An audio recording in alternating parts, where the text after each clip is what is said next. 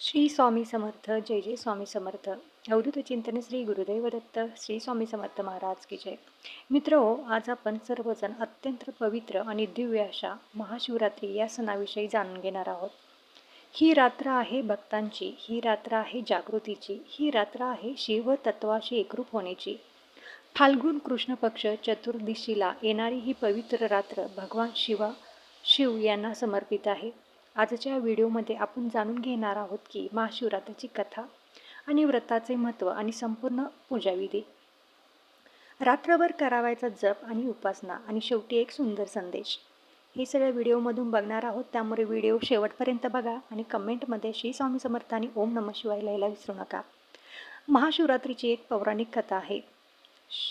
भगवान शिव आणि पार्वतींचा विवाह. पुराणानुसार या दिवशी भगवान शिव आणि माता पार्वती यांचा विवाह झाला.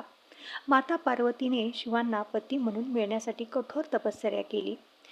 तिची अखंड श्रद्धा पाहून शिव प्रसन्न झाले आणि या दिवशी विवाह संपन्न झाला.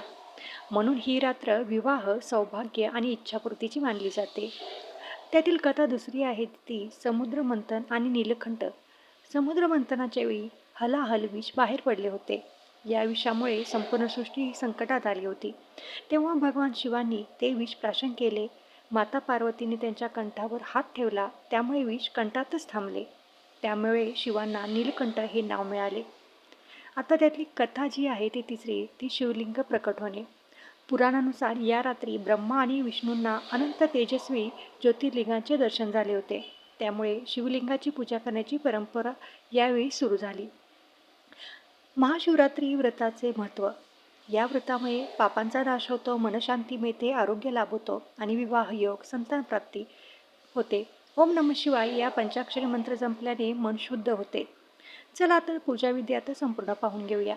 पूजाविधीचे साहित्य जे लागणार आहे ते शिवलिंग किंवा शिवांची प्रतिमा, बेलपत्र, दूध, दही, मध, तूप, साखर आणि गंगाजल, फुले, धूप, दीप आणि फळे.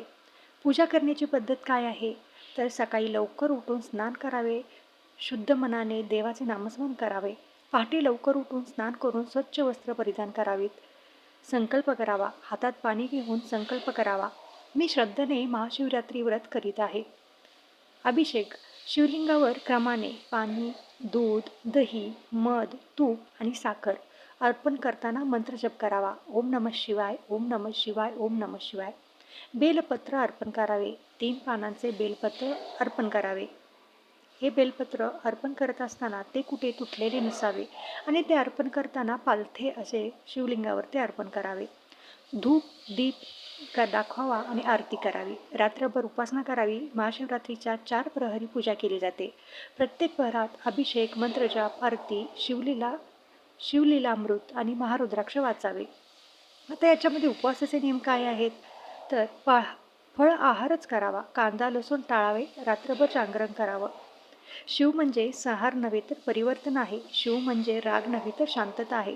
शिव म्हणजे अंत नव्हे तर नवीन सुरुवात आहे. आज या पवित्र रात्री आपण आपल्या जीवनातील नकारात्मकता दूर करून सकारात्मककडे वाटचाल करूया. आणि या दिवशी जमलं तर पूजाविधी करत करतच काही आपण दानधर्म केला, गरजू लोकांना जर अन्नदान केले, वस्त्रदान केले तर याचं पुण्य देखील आपल्याला 4 ते 5 पटीने मिळू शकतं. या दिवशी आपण शिवलीलामृत वाचावे, ह्या ग्रंथाचे पारायण करावे. जर या ग्रंथाचे आपल्याला पारायण करायचे नाही झाले तर या ग्रंथातील 11 अध्याय तर नक्की वाचावा.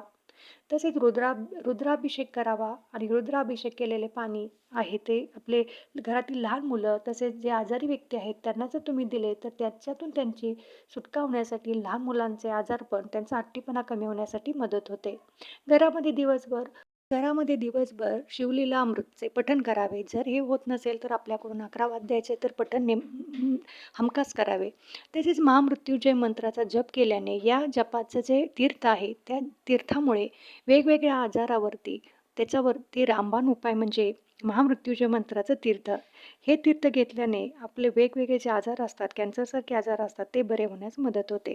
तसेच या दिवशी शिवमहिमा स्तोत्र आणि रुद्राध्याय वाचून जर महादेवांच्या पिंडीवरती जर अभिषेक केला आणि त्या तीर्थाचे अत्यंत आश्चर्य असे बदल आयुष्यामध्ये घडून येतात. त्याच्यामुळे असणारे पितृदोष, आरोग्य व धनवृद्धी या सर्व प्रकारचे किंवा असणारे सर्व प्रकारचे व्यसन याच्यावरती रामबाण उपाय म्हणजे शिवमहिमा स्तोत्र किंवा रुद्राध्यायाचे अभिषेक केल्याने महादेवांच्या पिंडीवर तुम्हाला हे फळ नक्की मिळू शकेल. तेव्हा महाशिवरात्री दिवशी जर या गोष्टी जर तुम्ही केल्या, तर तुमची पूजा अर्चा जी काही आहे ती महादेवांपर्यंत नक्कीच पोहोचेल. पण हो, त्याच्यामध्ये भावना देखील खूप महत्त्वाची आहे.